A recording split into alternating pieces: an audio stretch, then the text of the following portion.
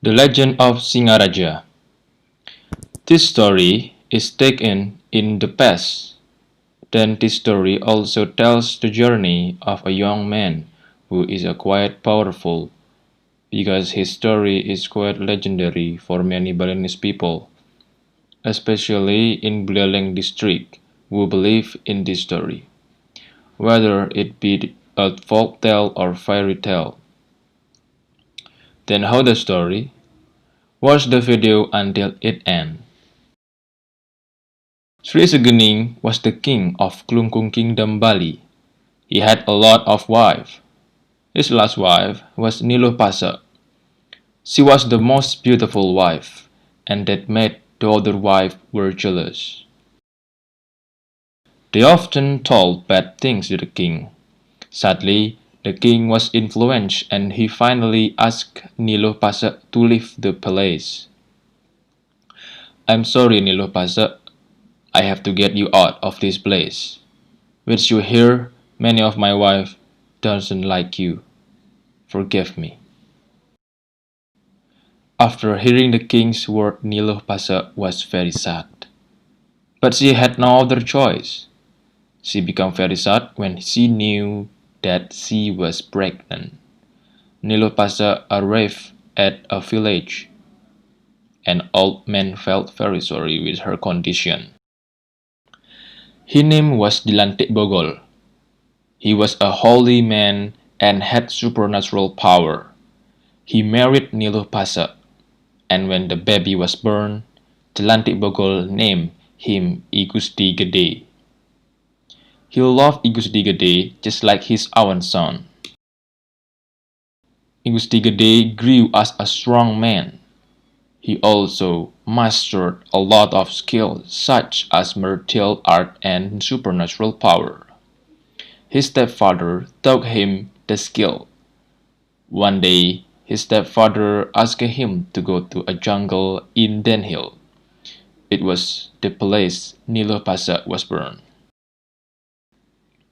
Dilantik Bogol asked him to go there to get more supernatural power.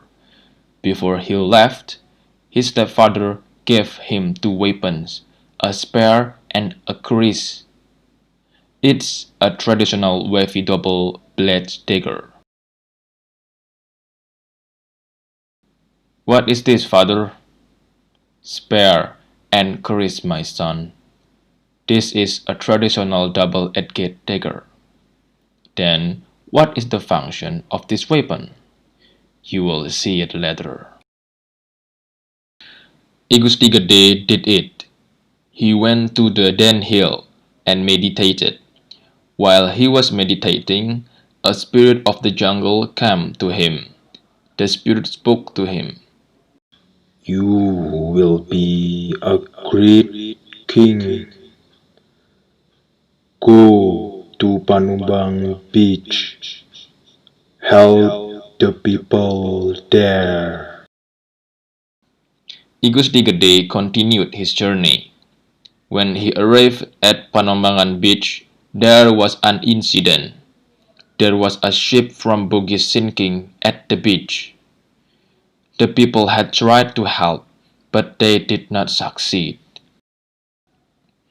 I Gusti Gede wants to help. He asked the people to stay away from the ship.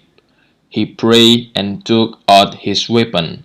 Suddenly, two big spirits came out of the spear and the kris. Sir, what we gonna do? Quickly, help me to return the ship to the sea. Yes, sir. I Gusti Gede asked the spirit to pull the sinking ship back to the sea. The people could not see the spirit. They only saw I Gusti Gede moving his hands. The spirit slowly pulled the ship. In just a minute, a ship just back in the sea. The owner was very happy. He gave some of his wealth to I Gusti Gede. People were amazed with his power. They named him as I Gusti Panji Sakti.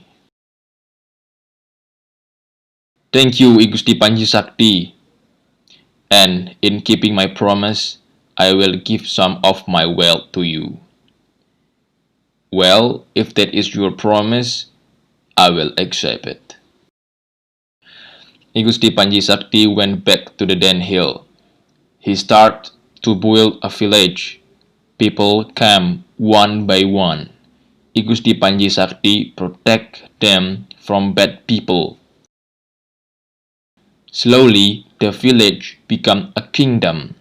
I Gusti Panji Sakti became the king and he named the kingdom as Sukasada. Sukasada became a big kingdom. I Gusti Panji Sakti planned to make another kingdom. He opened up a new area. It was full of Buleleng trees. Therefore, he named the kingdom as Buleleng Kingdom. He also built a great palace. People named it Singaraja. Singa means a lion and Raja means king. With his power, I Gusti Panji Sakti was like a lion. He always protect his people from bad people. While he became a king, Buleleng Kingdom was safe and prosperous. The end.